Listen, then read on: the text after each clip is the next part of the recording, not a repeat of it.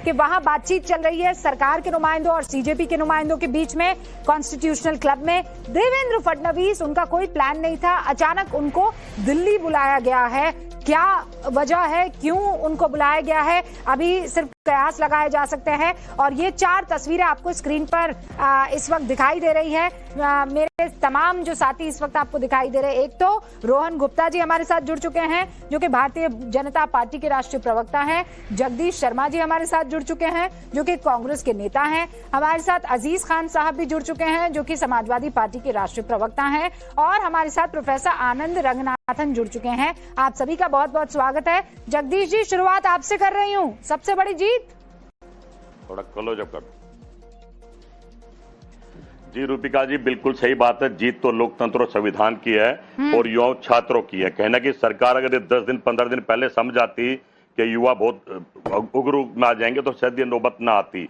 इस्तीफा दे देना चाहिए नैतिकता से। जब हालात खराब हो, कुर्सी से इतना प्यार नहीं करना चाहिए। कहना कि मैं समझता हूँ ये सभी की जीत है, विद्यार्थियों की जीत है। और जितने भी लोग वहां बैठे हैं सबसे ये अपील करते रहे भाई शांति बनाए रखे, ये भारत हम सबका है और इसको बर्बाद करने की कोशिश ना करें।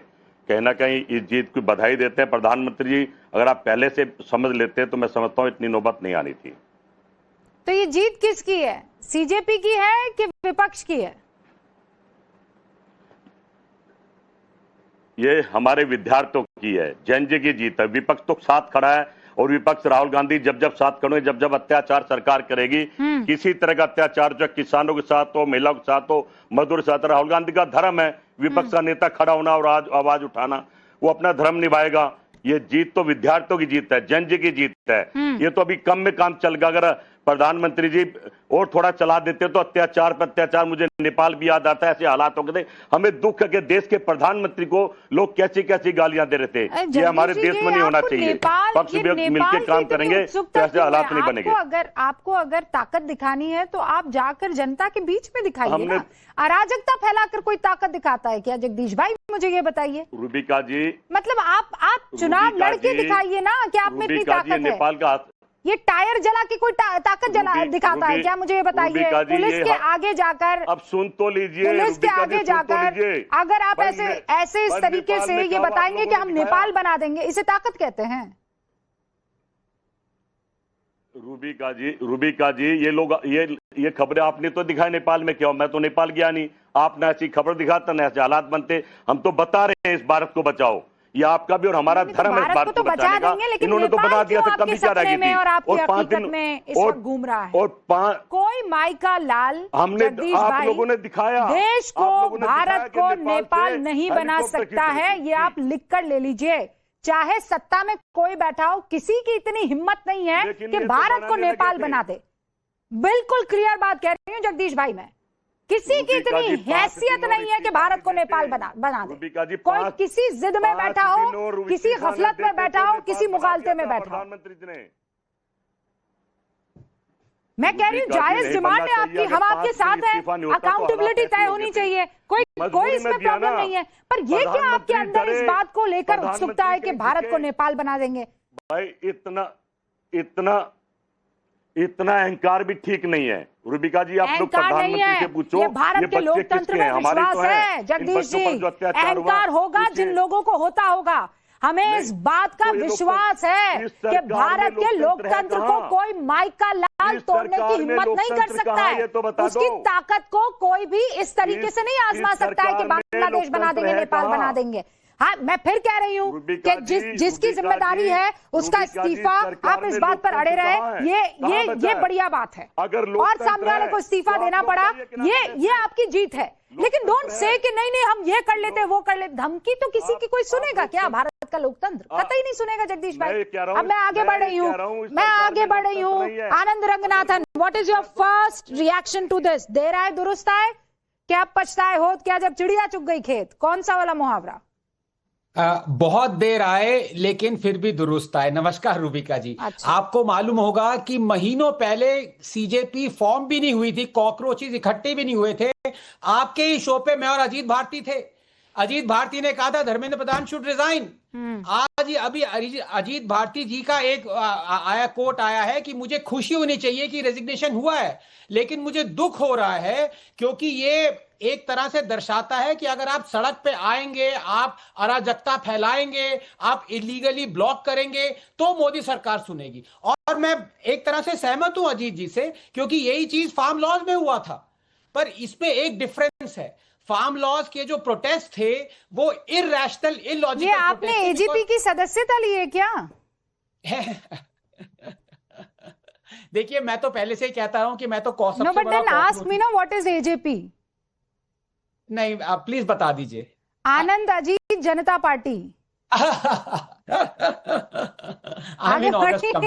बट रूबिका जी देखिए, सीधी सी बात है कि जो ये डिमांड्स थी उससे, यही डिमांड से भी बढ़कर डिमांड्स जो मोदी को वोट करते हैं वो मांग रहे थे, लेकिन सरकार ने उनकी सुनी नहीं। रोहन जी मेरे मित्र हैं, उनको पता है ये कब से चला आ रहा है। पर अब मैसेज ये अब आज पिछले 1 घंटे में आपको पता है और किस किस की डिमांड हुई है रेजिग्नेशन की?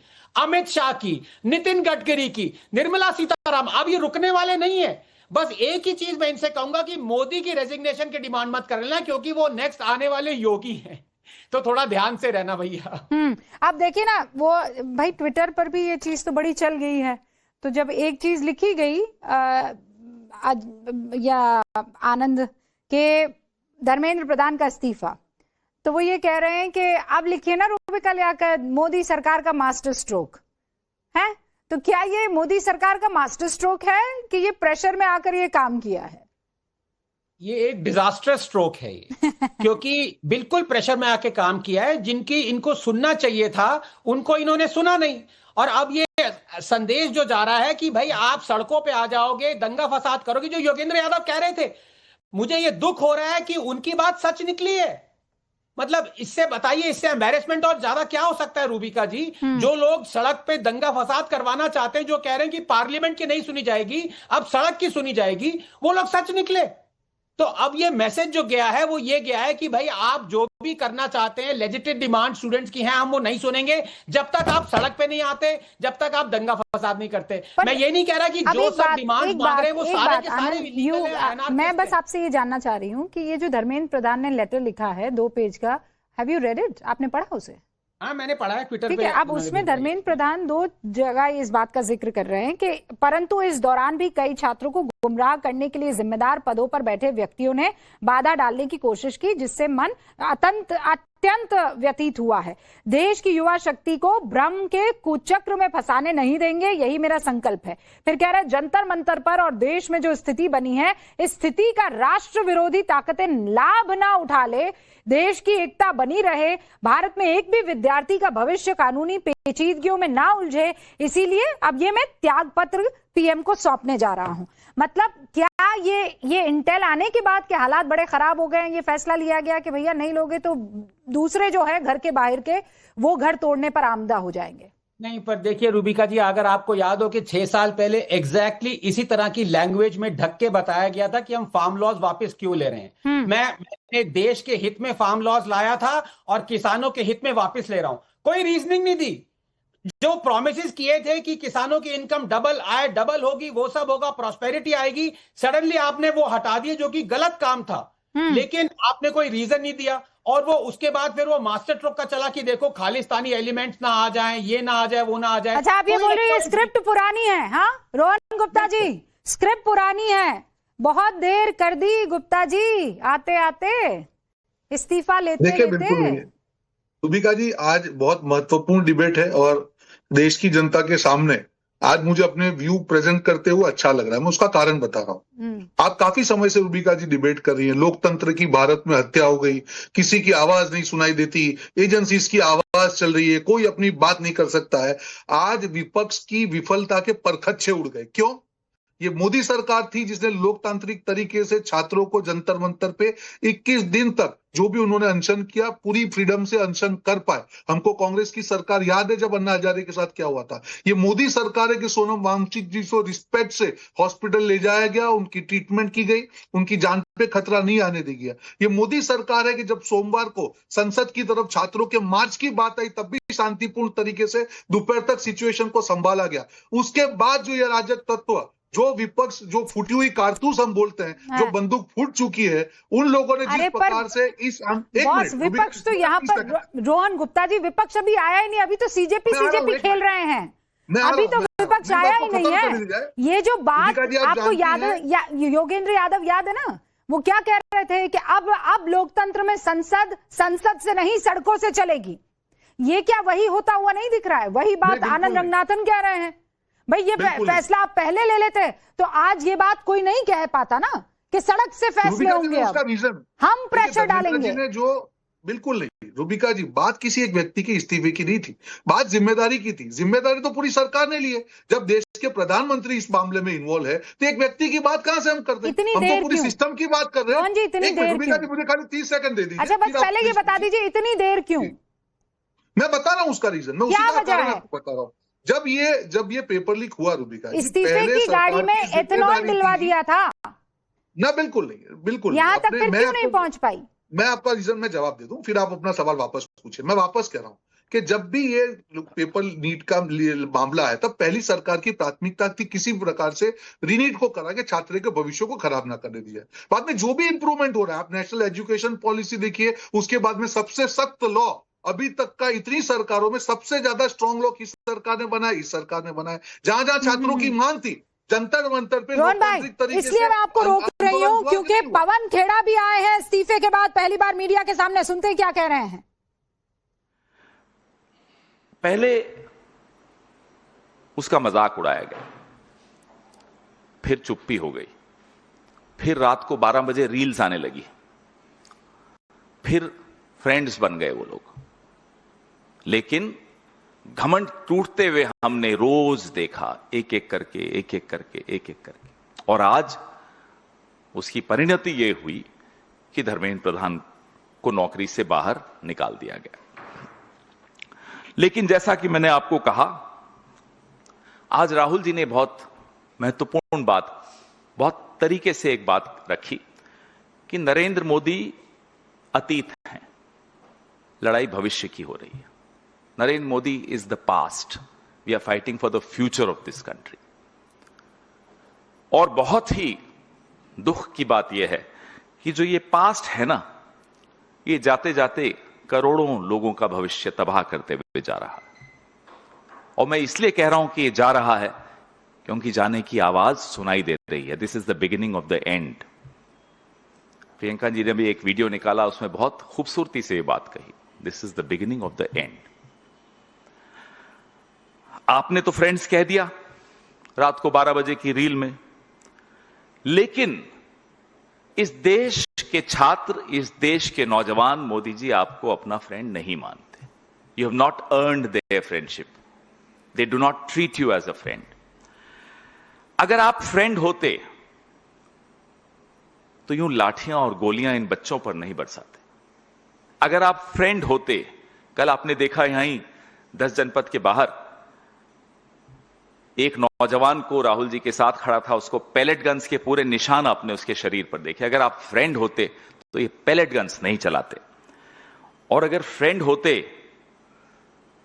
तो प्रधान को इतने दिन तक बर्दाश्त नहीं करते, तुरंत बाहर का रास्ता दिखाते, पार्लियामेंट चलने देते, वहां चर्चा होती, एक पॉजिटिव चर्चा होती। You are not a friend of the youth of this country. आप भले कितना ही बोल दें, आप हैं नहीं। पहले जो हमारी डिमांड्स थी, देश के नौजवानों की डिमांड्स थी, राहुल जी ने उन डिमांड्स को हर मंच पर रखा। वो डिमांड्स में से एक आज पूरी हुई है कि वो सिंबल चला गया, वो प्रतीक चला गया। लेकिन जो 20 जुलाई को हिंसा हुई, उस हिंसा की जिम्मेदारी तय करना आवश्यक है। Accountability has to be fixed for the violence that was unleashed on the youth of our country on the 20th of July.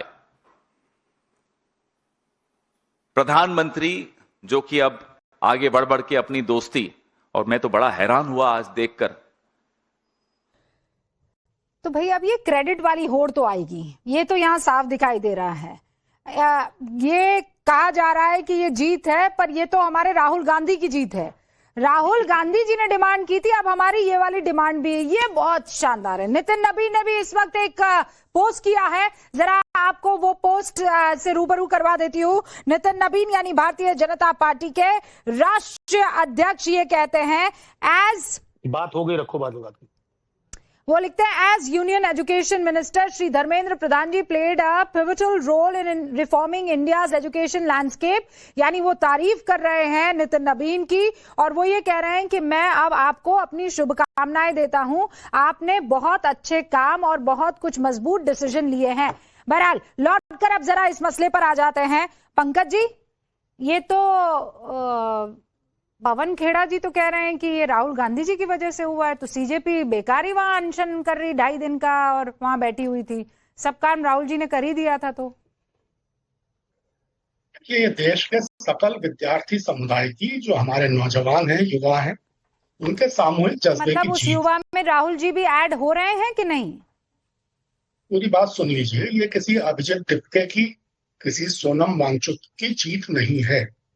इसको राहुल गांधी की या विपक्ष की जीत समझना भी भूल होगा। भूल होगी।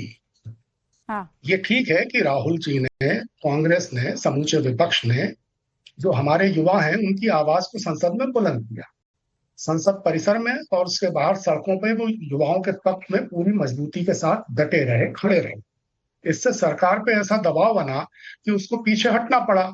मगर ये जो जीत है, ये देश की समूची तरुणाई की जीत है, किसी सीजेपी की, किसी कांग्रेस की, किसी केजरीवाल की, किसी की जीत नहीं है। एक बात और, लेकिन ये प्रधानमंत्री नरेंद्र भाई मोदी की व्यक्तिगत हार है।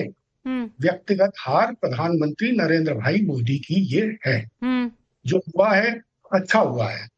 जाहिर है कि इसके सकारात्मक नतीजे निकलेंगे और निकलने चाहिए, लेकिन अब ये जो आलाप शुरू कर दिया है आराधक मंडली ने कि देखिए हमारे प्रधानमंत्री जी कितने संवेदनशील हैं, देखिए किस तरह वो एनसी से पूरी तरह कनेक्टेड हैं, युवाओं के हितैषी हैं।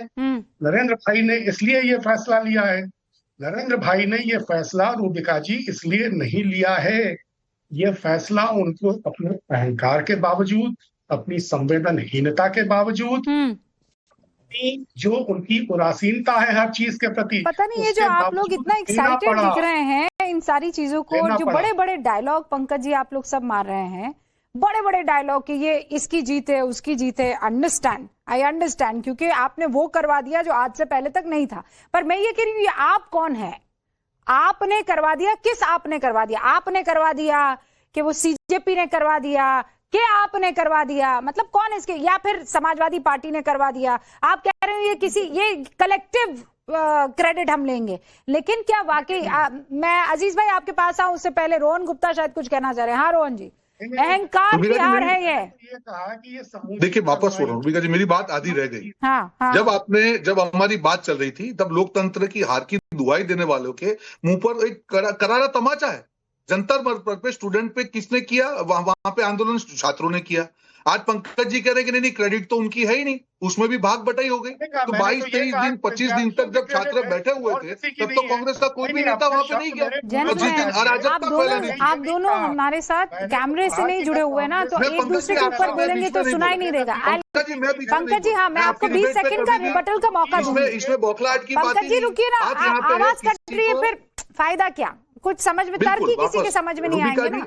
ये जो इन्होंने कहा उसके बाद आप ठीक कर दीजिएगा, दुरुस्त कर दीजिएगा। 20 सेकंड देती हूँ मैं। हाँ रोहन गुप्ता, बात सिंपल इतनी है, जो भाग बटाई की बात है, मैंने कहा लोकतंत्र की जीत है। आज छात्रों को लगा, छात्रों की डिमांड थी, सरकार को लगा कि हमको पूरी सिस्टम को करेक्ट करना है। दोनों में डिफरेंस हो सकता है। सरकार ने संवेदनशील तरीके से इस मुद्दे पे किया। आज जो क्रेडिट भाग बटाई लेने आ गए, जब पंकज जी ने कहा कि नहीं ये तो छात्रों की नहीं, ये किसी एक की जीत नहीं, कलेक्टिव जीत है। आप एक बात समझिए, ये क्रेडिट का तो चलिए बाद में ये लोग मसला आपस में डील कर देंगे, ये तो कोई नई चीज नहीं है, पहले भी होती रही है। ये जो आपने दूसरा शब्द सुना था ना कि ये अहंकार की हार है, वो कह रहे हैं कि ये पर्सनल तौर पर पीएम मोदी की हार है। आप इस पर जवाब दीजिए इनको। मैं बिल्कुल जवाब दूंगा। हार इसलिए नहीं है कि अगर अहंकार होता तो मोदी जी संवेदनशीलता से छात्रों की बातों को सुनने के लिए नहीं कहते। अगर अहंकार होता तो सोनम वांगचुक की जो अनशन का अंत हुआ वो नहीं होता, वो डिमांड को नहीं मानते। अगर अहंकार होता तो छात्रों का साथ बैठ के सरकार बात नहीं करती। अगर अहंकार होता तो छात्रों ने जो डिमांड बताई वो नहीं होती। बात प्रेशर की नहीं है। जंतर मंतर पे जो लोकतांत्रिक तरीके से आंदोलन हुआ, कांग्रेस को क्या अपनी सरकार याद नहीं कि किसी प्रकार से जंतर मंतर से मार के वहां से लोगों को भगाया गया? अब मैं 20 सेकंड पंकज जी, 20 सेकंड, और फिर एक मेहमान अभी तक बोल नहीं पाया, अजीज भाई जल्दी से। ये साफ हो गया था कि आंदोलन जितना लंबा चलता सरकार उतनी ही रुपायु होती जाती। इसलिए जो अपनी सरकार है उसकी तत्काल विदाई ना हो जाए, उसको बचाने के लिए प्रधानमंत्री जी को यह फैसला करना पड़ा। और एक बात इसमें रही, 20 जुलाई तक अड़े रहे। हाँ। लेकिन 20 जुलाई को जब दिल्ली पुलिस की निर्ममता के दृश्य सामने आए तो राष्ट्रीय स्वयंसेवक संघ के प्रमुख मोहन भागवत जी ने बहुत कड़ा रुख अख्तियार कर लिया, और जो रात को 12 बजे वीडियो बनाना पड़ा, संदेश जारी करना पड़ा। पंकज जी, एक तो आपकी ये जो अजीब थियरी आती है ना, पहले आप कहते हैं कि आरएसएस की सुनते नहीं है पीएम, आप कहते हैं आरएसएस और पीएम जो है एक दूसरे से किसी तरह का कोई संवाद अभी नहीं हो रहा है, फिर अचानक कह रहे हैं आरएसएस गुस्सा हुआ और पीएम साहब ने उसके बाद क्या किया, वो एक सेल्फी वाली क्या जो नया तरीका है यूट्यूब उस पे इंस्टा पर आने का, वो उन्होंने कर दिया। एक तो सुनिए, जब टहनी ने इस्तीफा नहीं दिया तो आपने कहा ये सरकार देखिए अब ये खत्म होगी ये सरकार। फिर आज की तारीख में जब धर्मेंद्र प्रधान इस्तीफा दे रहा है, उस बीच में कितना पानी बह गया गंगा में, तब भी आप यही कहते रहे। अब आप कह रहे हैं आज भी काउंटडाउन शुरू हो गया। एक तो डिसाइड कर लीजिए काउंटडाउन जो है असल में कब शुरू होगा। आज शुरू हो गया काउंटडाउन? काउंटडाउन तो बहुत पहले से शुरू हो चुका। बहुत पहले कब से? 2014 से शुरू हो गया था काउंटडाउन। ये तो नहीं, 2024 से। ये तो अंतिम अध्याय लिखा जा रहा है, कुछ आखिरी पन्ने बाकी है। आखिरी पन्ने ओके प्रोफेसर साहब जल्दी से, और उसके बाद अजीज भाई। ये लोगों को समझ में नहीं आ रहा है कि ये गवर्नमेंट की यहाँ पे गलती कहाँ है। और मेरे बड़े भाई रोहन जी को मैं बताना चाहता हूं एक एनालॉजी देके, और एनालॉजी एकदम आपके बुल्स आई बैठेगी। शिवसेना की और कांग्रेस की अगर सेम डिमांड हो सरकार से, तो आप किसको बुला के उनकी डिमांड सुनेंगे? सीधी सी बात है, शिवसेना की सुनेंगे या कांग्रेस की सुनेंगे? 99 आउट ऑफ 100 जो लॉजिकल रैशनल लोग होंगे कि अगर सेम डिमांड है दोनों की, तो हम उनकी सुनेंगे जो कि हमारे साथी हैं, जो कि हमें सपोर्ट करते हैं। यही प्रॉब्लम आप लोगों ने करी है। ये डिमांड जो आ रही थी ये राइट विंगर से आ रही थी, लेकिन आपने उनको सुना नहीं। सुना, आपको हेट करते हैं, चाहते हैं कि मोदी को हटाओ, बीजेपी को हटाओ, संघियों को हटाओ, उनकी बात सुन के आज आप खुश हो रहे हैं। ये मेरी बात समझ में नहीं आ रही है। रोहन जी से बात कर रहे हैं भैया। हाँ, ये रोहन जी की तरफ इशारा था, लेकिन रोहन जी आप जवाब दें उससे पहले अजीज भाई, आप तो 7वें आसमान पर, पीछे भी कुछ ऐसे ब्रह्मांड टाइप का ही दिख रहा है, क्या है ये? जुपिटर पे अजीज भाई, कहाँ है? ऐसा है ये रूबिका जी, ये भी आप कह रहे थे जीत किसकी है। हाँ। तो वो ये जो ब्रह्मांड लगाया गया है पीछे, हाँ। ये पूरे ब्रह्मांड में जो लोग हैं, खुदा के वास्ते ये मत कह देना ये पूरे ब्रह्मांड की जीत है। तो उसमें जो लोग रह रहे हैं इस ब्रह्मांड में, उनके भावनाओं की, उनकी सोच की जीत है। भावनाओं की जीत। अरे सुनिए, अब आपने ब्रह्मांड की बात की तो मैं क्या कहूँ। मैं समझ सकती हूँ कि जो चीज आप नहीं कर पाए वो सीजेपी ने कर दिया, और उसमें आप जो है जबरदस्ती का खुश हुए चले जा रहे हैं। शहीदों में उंगली कटाकर ये इतना खुश मत हो जाइए कि कुछ का कुछ बोलने लग जाए अजीज भाई। आप ब्रह्मांड की जीत है ये। अब मुझे बोलने दे तो बात हो पाएगी। हाँ कीजिए। देखिए रूबिका जी, एक बात बताए, देखिए यहाँ जीत और हार का सवाल नहीं है। देश के नब्ज को माननीय मोदी जी पहचान नहीं पाए अपने अहंकार की वजह से, अपने घमंड की वजह से। सच ये है, वो बच्चे मांग क्या रहे थे? वो बच्चे थे कौन? वो बच्चे हमारे और आपके बच्चे थे। उनकी भावनाओं को, उनकी फीलिंग्स को इन्होंने समझने की कोशिश ही नहीं की। महीनों बैठे रहे। आप कह रहे मालूम है क्या? मास्टर स्ट्रोक है। किसान वाले मामले में मास्टर स्ट्रोक था, मास्टर स्ट्रोक किसान वाले में भी था, अभी फिर मास्टर स्ट्रोक हो गया। ये इस्तीफा दे दिया, अब उसके बाद फिर मास्टर स्ट्रोक शुरू हो गया। देखिए एक बात आप जानिए, जब जब इस तरह के हालात पैदा होंगे, देश के भावनाओं को नहीं समझा जाएगा। ऑलराइट, अजीज भाई प्लीज, तो अब इसी तरह का अब ये क्रेडिट आप लेते रहिएगा। मेरे लिए एक जो महत्वपूर्ण सवाल है, अब जो सीजेपी जंतर मंतर पर बैठी हुई है, जगदीश जी, अजीज जी, पंकज जी और प्रोफेसर रंगनाथन, आप चारों से एक ही सवाल पूछिए, एक एक करके जल्दी से आ जाऊंगी। अजीज भाई पहले आप बता दीजिए, हाँ पहले आप बता दीजिए, अभी सीजेपी को क्या करना चाहिए? उनकी तो मांगे बढ़ती जा रही है, आप कह रही है सीआरपी भी माफी मांग ले, वो पुलिस वाले भी माफी मांग ले, अब ये और हो जाना चाहिए। कल को वो बोलेंगे कि कॉफी में जो है ज्यादा पाउडर कोको का जब तक नहीं पड़ेगा तब तक हम यहाँ से नहीं जाएंगे। ये तो डिमांड अब लगातार बढ़ती चली जाएगी। तो ये आपका सवाल मुझसे है। हाँ बस अजीज भाई and then I come to you. मुझे बोल दे अजीज भाई। देखिए रूबिका जी, यही गलती मोदी जी ने पहले किया था, समझ नहीं पाए थे, गलती फिर करेंगे। मैं यही बात कह रहा हूं, क्या इस वक्त जो मांग सीजेपी कर रही है क्या गलत कर रही है? किस तरह मासूम बच्चों को 18-18, 19-19 साल, 20-20 साल के बच्चों को किस तरह डंडों से मारा गया, किस तरह उनके साथ बदसलूकी की गई, किस तरह उनको प्रताड़ित किया गया, क्या उनकी डिमांड गलत है? क्या उनको जो मारे गए हैं, जो बच्चे, क्या उनको जिन लोगों ने मारा है उनको सजा नहीं मिलना चाहिए? नहीं तो अजीज भाई, उनके खिलाफ कार्रवाई नहीं? सुनिए ना, सुनिए मेरी बात सुनिए, वो जो पॉकेट में लाल वाला रुमाल आपने रखा हुआ है उसी पर हाथ रखकर मुझे बताइए, जब आपकी सरकार थी और जब इस तरीके के हालात लॉ एंड ऑर्डर की सिचुएशन से थोड़े सेंसिटिव हो जाते थे तो आपकी पुलिस ने कभी लठ नहीं चलाए? रखिए हाथ, वो लाल वाली जेब पर रखिए हाथ और बताइए कि नहीं रूबिका लियाकत, सपा की सरकार जब तक थी पुलिस के हाथ में लाठी नहीं थी, कभी लाठी नहीं चलाई हमने। सुनिए ना, देखिए हमारी सरकार इतनी निर्मम नहीं थी, really? इतनी निर्दयी नहीं थी। सुनिए ना मेरी बात, अरे सुनिए, आप सुनेंगे नहीं बात? नहीं सुन रही हूँ, पर अरे सुन तो रही हूँ लेकिन हलक से नीचे नहीं उतार पा रही हूँ ना, झूठ आपका। सुनिए नहीं, अरे भाई देखिए एक बात, ऐसे बात नहीं होगी। जिस तरह बच्चियों के साथ बिहेव किया गया, लड़कों के साथ बिहेव किया गया, नौजवानों के साथ बिहेव किया, शायद इतिहास गवाह है जब से मुल्क आजाद हुआ है, शायद किसी ने ऐसा नहीं किया है। ओहो, अच्छा। अंग्रेजों ने भी ऐसा नहीं किया होगा। अच्छा। सुनिए मेरी बात, हाँ। सच्चाई यही है और इस सच्चाई से मुंह नहीं मोड़ा जा सकता। मोदी के लिए कुछ ज्यादा ही इस्तेमाल करते हैं। नहीं, मैं फिर ये कह रही हूँ, सुनिए, ये कहते हुए सुनिए, मैं ये नहीं कह रही हूँ कि ये निर्मम नहीं था। पुलिस ने जो बच्चियों के साथ किया, उनके प्राइवेट पार्ट पर जैसे डंडे लगाकर उन्हें धकेला गया, ये कोई भी बर्दाश्त नहीं कर सकता है, ठीक है? लेकिन आप ये मत कीजिए कि ये इतिहास में पहले कभी नहीं हुआ है। पुलिसिया बर्बरता पर हमने कई सारे डिबेट किए हैं सर, कई सारे डिबेट किए हैं, and this is not the first time. और ये तो पूरे सिस्टम को रिफॉर्म करना ही पड़ेगा अपने आप को। डील कैसे करना है प्रोटेस्टर्स से, ये इस पर बहुत बड़ी बहस हो सकती है, लेकिन ये मत कहिए आप एकदम निरुपा रॉय स्टाइल में कि इससे पहले मैंने इस तरीके का अत्याचार कभी नहीं देखा। रूबिका जी नहीं, ये तो झूठ है। हमने आप ही के सरकार में, आप ही की पुलिस को, वो जिनको आजकल आप सबसे अवी मुक्तेश्वरानंद जी सबसे ज्यादा उनको दिल के करीब मानते हैं, उन पर लठ भांजते हुए हमने देखा है। ये मत बोलिए आप, कार सेवकों पर लठ नहीं गोलियां चला दी थी आप ही लोग थे, और ये इतिहास में पहले कभी नहीं हुआ था। इधर उधर जाने लगी क्यों? इधर उधर जाने पुलिस की कार्रवाई पर बात हो रही है। अरे सुनिए ना, आप ही ने कहा कि इतिहास में पहले कभी ऐसा नहीं हुआ, तो ये इतिहास है कि नहीं है? अब मैं कह रहा हूँ ना, उस मुद्दे पे अगर मैं जाऊंगा लंबी बहस हो जाएगी। नहीं लंबी बहस नहीं, चलिए छोटी करते हैं, चलिए छोटी करते हैं बहस। नहीं छोटी करते हैं ना बहस, छोटी करते हैं। आपने कहा ये निर्मम पुलिस की तस्वीरें इतिहास में लोकतांत्रिक हमने कभी नहीं देखी। अब मुझे बताइए, अभी मुक्तेश्वरानंद को लाठी और डंडों से पीटना ये इतिहास था कि नहीं था? एक बात आप जानिए रूबिका जी, हाँ?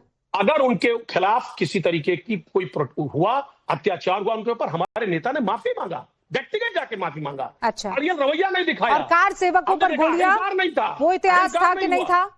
अहंकार नहीं था, व्यक्तिगत जाकर के माफी मांगा। अहंकार नहीं, कार सेवकों पर गोली चलाना इतिहास था कि नहीं? जिसने गोली चलाई वो तो गोद में बैठा है। इस बात को क्यों नहीं समझ रही? गोली किसने चलवाई थी? वो तो गोद में बैठे। आपको नहीं पता है? संसद में आपको नहीं पता है? सुनिए सर, किसने गोली चलाई? कौन डीएम था उस वक्त? सुनिए मेरी बात सुनिए। आप ये तो मत बोलिए ना, तो फिर आप मोदी का अहंकार कैसे बीच में ला रहे हैं? आप कह रहे हैं जिसकी वजह से हुआ है वो तो गोदी में बैठा हुआ है, तो फिर तो कनेक्शन ही नहीं सेट हो रहा ना, कनेक्शन ही नहीं हो रहा है। आपके टाइम पर ये साहब को छोड़ दीजिए, इनको रहने दीजिए, लेकिन दूसरों के टाइम पर सब हम्माम में एक साथ आ जाए, ऐसा नहीं होता है। अब जगदीश जी ये बताइए, जंतर मंतर पर बैठे छात्रों को अपना प्रदर्शन, अपना आंदोलन खत्म करना चाहिए या नहीं? और मैं आपसे ये सवाल पूछूं उससे पहले एक और बड़ी खबर आपको बता देती हूं। राहुल गांधी ने अब से कुछ देर पहले ट्वीट किया है, एक्स पर पोस्ट किया है, और राहुल गांधी ने एक्स पर पोस्ट करते हुए धर्मेंद्र प्रधान के इस्तीफे पर यह कहा है कि यह जीत है। हालांकि अब क्रेडिट की होड़ जाहिर है सब लेने की कोशिश कर रहे हैं, लेकिन अब से कुछ देर पहले राहुल गांधी का ये ट्वीट आ चुका है और वो ये कह रहे हैं कि ये हम सब की जीत है। धर्मेंद्र प्रधान के इस्तीफे के बाद राहुल गांधी कह रहे हैं कि धर्मेंद्र प्रधान का इस्तीफा हमारे एजुकेशन सिस्टम को फिर से संवारने की दिशा में बहुत बड़ा कदम है। शाबाश देश भर के छात्रों, आप सभी पर गर्व है। सड़कों पर आकर लोकतंत्र, संविधान, अपने भविष्य की रक्षा में डटकर खड़े होने वाले हर एक युवा, हर छात्र को बहुत बहुत बधाई। मांगे अभी भी बाकी है। प्रधानमंत्री छात्रों और भारत के भविष्य को सम्मान देते हुए माफी मांगे और छात्रों पर हिंसा के दोषियों पर कार्रवाई हो। ये समाज के दूसरे वर्गों, किसानों, मजदूरों, गरीबों, हर वो व्यक्ति जिसे इस सरकार ने दबाया है, कुचला है, अपने सम्मान के लिए संवैधानिक तरीके से डटकर खड़े होने में असली साहस है। सुनिए। Resignation is a huge step in rebuilding our education system. It's a symbolic step because he was a symbol, but it is still a big step. And I want to congratulate every single student, every single youngster who came out on the streets and fought for democracy, fought for the future of this country, and defended the Constitution. I'm proud of you. Well done. It's also a signal to other parts of society, farmers, laborers, poor people, anybody who this regime is attacking and oppressing. There is wisdom and courage in standing up. Daro mat. Let's get rid of this regime that is attacking India, destroying our constitution, capturing all our institutions. Let me remind the government, there is still 2 demands outstanding. The first one, and most important one, anybody who has raised a finger on our students, beaten them, shot at them, has to be held accountable. People who've organized it, people who've implemented it, all have to be punished. And the final demand, that the Prime Minister of India, out of respect for the students of India, out of respect for the future of India, has to apologize to the students who were brutalized and attacked. Thank you. Jai Hind. तो राहुल गांधी को आपने इस वक्त सुना, वो ये सारे छात्रों की जीत बता रहे हैं। और अमित भी मेरे सहयोगी इस वक्त जुड़े हुए हैं। अमित, देवेंद्र फडणवीस को बुलाया गया है, कुछ अटकलें तेज हो रही हैं। नहीं, देखिए, ऑब्वियसली जब ऐसे वक्त पर अगर कोई भी नेता दिल्ली की तरफ मूव करेगा तो 10 तरह की बातें आएंगी, क्योंकि इससे पहले भी बहुत तरीके की बातें आ रही थी कि किस मंत्री को हटाकर कहां मंत्री बनाया जा रहा है। निर्मला सीतारमण को भी शिक्षा मंत्री बनाया जा रहा था, लेकिन फिलहाल देवेंद्र फडणवीस दिल्ली की तरफ रवाना हुए हैं। और ये जो जानकारी आ रही है कि ये पहले से है। हालांकि बीच में ये भी खबर आई थी कि एकनाथ शिंदे भी आ रहे हैं, लेकिन एकनाथ शिंदे के आने की कोई खबर नहीं है। देवेंद्र फडणवीस आ रहे हैं, लेकिन कहा जा रहा है कि अमित शाह से उनकी मुलाकात है।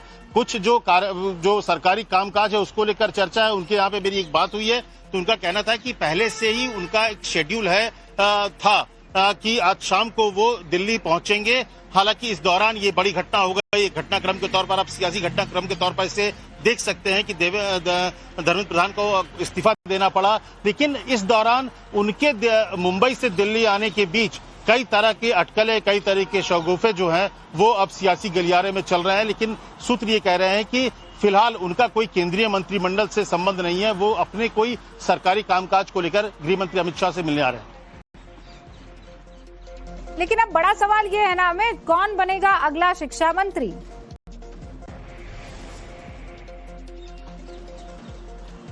सही में ये बड़ा सवाल भी है। और मुझे लगता है इसके साथ ही अब जो अटकलें थी, तमाम बातें, कैबिनेट रिशफल भी होना है। तो अब ये देखना होगा कि आज शाम को या कल तक में एक ऑफिशियल जिम्मेदारी आएगी कि किसको फिलहाल के लिए इस मंत्रालय की जिम्मेदारी दी जाती है। भविष्य में कौन मंत्री होगा वो तो कैबिनेट रिशफल के बाद तय होगा, लेकिन फिलहाल क्योंकि ये मंत्रालय से अब मंत्री ने इस्तीफा दे दिया है तो इस मंत्रालय के अतिरिक्त भार जो है किसी केंद्रीय मंत्री को दी जाएगी। तो ये अब देखना भी महत्वपूर्ण होगा कि किस केंद्रीय मंत्री के पास फिलहाल ये जिम्मेदारी जाती है शिक्षा मंत्रालय की। ये भी एक महत्वपूर्ण मूव होगा जो ये बताएगा, क्योंकि अगर आप देखिए तो प्रधानमंत्री ने जब आधी रात को छात्रों से बात की और इसके बाद कई कदम उठाए गए जिससे कि ये जो तमाम एनटीए से लेकर जो नीट परीक्षा से लेकर तमाम जो व्यवस्था को कैसे दुरुस्त की जाए, हालांकि अमित किया जाए, सारे कदम उठा दिए, लेकिन वो चेहरा कौन सा होगा ये बहुत बड़ा और महत्वपूर्ण सवाल है। अमित, इस बीच देखिए तस्वीरें भी आने लगी है। आप देखिए सौरभ दास और आशुतोष रांका वहां पर जेपी नड्डा और जितेंद्र सिंह से मुलाकात करने के लिए जो पहुंचे हैं कॉन्स्टिट्यूशनल क्लब में, वहां पर बातचीत हो रही है। अब देखना यह है कि ये जो मांगे हैं, सबसे महत्वपूर्ण मांग तो यही थी कि धर्मेंद्र प्रधान का इस्तीफा। नाउ व्हाट नेक्स्ट, ये बाहर आकर क्या कहते हैं अब, जो कि सरकार कह रही है कि अब आप अपना आंदोलन समाप्त कर दीजिए। क्या ये आंदोलन यहीं समाप्त हो जाता है या फिर अब आगे की राह चुनने की कोशिश यहां पर होती है? क्योंकि अमित, अब यहां से देखना होगा कि जंतर मंतर का नेक्स्ट कोर्स ऑफ एक्शन क्या होता है, सीजेपी का भी। नहीं, मुझे लगता है कि आज शाम या कल तक में ये आंदोलन खत्म हो जाएगा, क्योंकि जो मांगे हैं कोई इतनी बड़ी मांगे नहीं है। क्योंकि सबसे बड़ी जो मांग थी जिसको लेकर बहुत बड़ा डेडलॉक बना हुआ था वो यही था कि धर्मेंद्र प्रधान का इस्तीफा, जो कि अब हो चुका है। इससे पहले जो दो मांगे थी ऑलरेडी वो मांगी जा चुकी है। आज एक नई जो बात आई कार्रवाई को लेकर, मुझे लगता है उसको लेकर कहीं ना कहीं दोनों बीच ये बात को समझाइश भी होंगे। और इस जो आज बैठक हो रही होगी, अब मुझे ऐसा फील हो रहा है कि सरकार की तरफ से उनको बताया जाएगा कि आपके जो छात्रों को लेकर जो आंदोलन था उसको कैसे कुछ लोगों ने हाईजैक करने की कोशिश की है, कैसे बाहर के लोग उसमें इन्वॉल्व हो रहे हैं और इसका खामियाजा क्या हो रहा है कि दंगाई जो है वो दंगा करते हैं और लाठी जो पड़ती है वो युवाओं पर पड़ रही है, छात्रों पर पड़ रहा है। तो ये चीज भी सरकार समझाएगी कि आपकी मांगों को माना गया, सबसे बड़ी मांग को माना गया। कि जब आंदोलन की शुरुआत हुई थी रूबिका, तो आपको याद होगा कि सिर्फ एक मांग थी, मांग यही थी कि धर्मेंद्र प्रधान इस्तीफा दे। इसके बाद धीरे धीरे मांग 1 से 2, 2 से 3 और 3 से 4 मांग हो गई है। तो ये जो बैठक है ये जरूरी भी था पिछले कुछ। पर अब इस बैठक के बाद क्या, यही तो सबसे महत्वपूर्ण प्रश्न है। हिमांशु तिवारी मेरे सहयोगी लगातार वहां कॉन्स्टिट्यूशनल क्लब के बाहर मौजूद हैं, वो नजर रखे हुए हैं और हम भी उनसे ये जानना चाहेंगे कि आगे किस तरीके की बातचीत होती है। क्या ये आखिरी मीटिंग है, इसके बाद भी कोई मीटिंग रखी जाती है डिमांड्स को लेकर? इन दोनों रिप्रेजेंटेटिव्स की तरफ से, सरकार की तरफ से जो नुमाइंदे आए हैं उनकी तरफ से क्या कहा जाता है? कोई आश्वासन या फिर ये कह दिया जाता है कि आपकी सबसे बड़ी डिमांड जो है वो मांग ली गई है, अब जो कुछ भी होगा वो संसद में होने वाला है? जगदीश जी, अब मैं वो सवाल पर लौटकर वापस आती हूँ। सीजेपी, उसका आंदोलन, जंतर मंतर, क्या भविष्य इस वक्त आपको दिख रहा है? जस्ट 30 सेकेंड्स आनंद, और उसके बाद आपके पास आ रही हूँ जगदीश जी। देखिए रूबिका जी मैं समझता हूँ मोदी और मोदी सरकार पर जनता का विश्वास खत्म हो गया है। अभी तो इस्तीफा दिया है, अभी मंजूर भी नहीं करा है। और 2 डिमांड और थी जो पुलिस वाले उन पे कार्रवाई करना, जिन्होंने बहन बेटियों के साथ अत्याचार करा है और जितने झूठे मुकदमे दर्ज हुए हैं वो सब हटाना। अगर अभी खत्म हो जाएगा तो वो भी ठंडे बस्ते में चले जाएंगे। सरकार पे ज्यादा भरोसा करने वाली बात नहीं है। मतलब सरकार पर अब भरोसा नहीं रहा है। आनंद, ये जो बार बार कहा जा रहा है कि काउंटडाउन शुरू हो गया है, सरकार पर अब भरोसा नहीं रहा है, ये तो बस झांकी है। ये तो 2014 से ही 16 मई से जिस दिन शपथ ली थी मोदी जी ने, तब से कह रहे हैं काउंटडाउन शुरू हो गया। इतने लंबे काउंटडाउन अगर होने लगे तो रॉकेट ही ना उछले। देखिए, मैं आपकी जो दूसरा प्रश्न था मैं उस पर बात करना चाहता हूं और फिर एक एनालॉजी से आपको बताना चाहता हूं। आप एक न्यूज रिपोर्टर हैं, आपने एक न्यूज की रिपोर्ट करी, बहुत अच्छी गई, क्या आप बंद हो जाएंगी? क्या वो आपकी फर्स्ट और फाइनल न्यूज रिपोर्ट थी? नहीं ना। ये करियर आंदोलन जीवी हैं, इन्होंने सीजेपी एक पार्टी बनाई, एक मुद्दा रखा जो कि पहले राइट विंगर्स ने रखा था, सरकार ने इनकी सुन ली। क्या ये बंद हो जाएंगे? बिल्कुल नहीं। इनकी तो अब रगों में ऐसी तेजी से खून दौड़ रहा है कि ये अब 10-15 मुद्दे और लाने वाले हैं। ये एनालॉजी है। तो ये रुकने वाले नहीं है रूबिका जी। नहीं तो आपको लगता है कि जंतर मंतर पर ये बने रहेंगे, बैठे रहेंगे? या तो जंतर मंतर पे बने रहेंगे या किसी पार्टी का हिस्सा हो जाएंगे। ये भी हो सकता है, रोहन जी को पता होगा, हो सकता है बीजेपी का हिस्सा बन जाएंगे, वो ये बताएंगे। रोहन जी, वैसे भी मतलब आप इस चीज के लिए प्रख्यात भी हैं और कुख्यात भी हैं। दोनों हैं। देखिए रूबिका जी, अभी जो काउंटडाउन की बात विपक्ष कर रहे थे, मुझे लगता है कि विश्व का सबसे बड़ा काउंटडाउन करने का अगर गिनीज बुक वर्ल्ड रिकॉर्ड हो तो वो कांग्रेस के नाम का बनेगा कि कम से कम 15 साल का काउंटडाउन तो इन्होंने तय कर लिया है। देखिए आज भी अभी राहुल गांधी का जो बयान आया वो क्या था, कहीं ना कहीं क्रेडिट की बात थी। देखिए छात्रों ने आंदोलन किया, सरकार ने उनकी मांगे मानी, जो होता है लोकतंत्र में सरकार को जनता का मानना पड़े, मैं उसमें कोई अहंकार नहीं देखता हूं, ना मैं किसी को हार देख रहा हूं ना मैं जीत देख रहा हूं। ये एक लर्निंग है, ये एक संवेदनशील मुद्दा है, इस पर राजनीति नहीं होनी चाहिए। पर सवाल तो उस विपक्ष में उठ रहा है ना रूबिका जी, जो ये छात्रों के कंधों के सहारे अपनी राजनीति कर रहे हैं। अगर उनकी बात में गंभीरता होती तो 23 दिन तक जब जंतर मंतर पे छात्र बैठे थे तो कांग्रेस के नेता जाके बैठते। अभी उनकी डिमांड पूरी हुई तो कांग्रेस उसको अपनी डिमांड करवा के 2 डिमांड और कर रहे हैं। ये राजनीति नहीं चल सकती। बात विश्वसनीयता की हो, बात मुद्दे में गंभीरता हो, मुद्दे में राजनीति ना हो तो जनता भी आपके साथ है और सरकार भी आपके साथ में।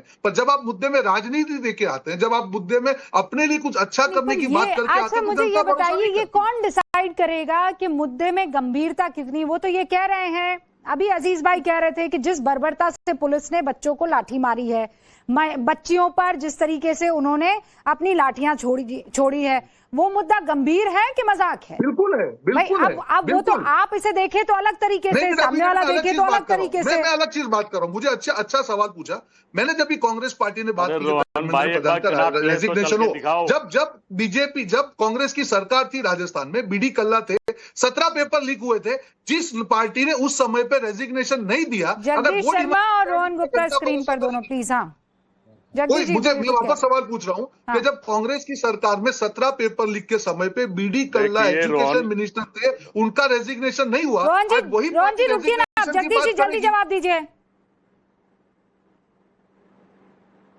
रोहन गुप्ता जी, मेरे साथ कन्नाट प्लेस चलिए, आपको पता लग जाए आपने कैसा भारत बना दिया है।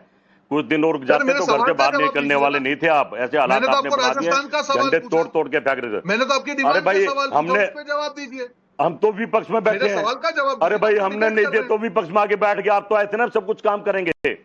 आप तो एक मिनट भाई, हमने अगर नहीं रोके तो विपक्ष में आके बैठ गए, पर आपने, आप झूठ बोल के आ गए तो आपने क्या कर दिया बताइए? आपने करा क्या? जगदीश जी, रोहन जी, मेरे पास वक्त की कमी है। कुल मिलाकर सबसे बड़ी खबर क्या है? बड़ी खबर यह है कि धर्मेंद्र प्रधान ने इस्तीफा दे दिया है। अब आप अपनी अपनी जगह पर बैठकर कहते रहिए कि हमारी वजह से लिया है, हमारी वजह से लिया है। मैं बता देती हूँ किसकी वजह से लिया है। जेन जी की ताकत है ये, वो जिद पर अड़ी, जिद के आगे इस्तीफा है। आज जेन जी यही कह रहे हैं कि हाँ हम जिद्दी हैं। लेकिन अब इसके आगे क्या? 2 प्रश्न है, जंतर मंतर पर क्या होगा, और दूसरा प्रश्न है अगला शिक्षा मंत्री कौन होगा। हमारी नजर इस बड़ी बैठक पर भी बनी हुई है। हम लौटेंगे जल्दी, आप देखते रहिए टाइम्स नाउ नव भारत। आप सभी का बहुत बहुत शुक्रिया जुड़ने के लिए।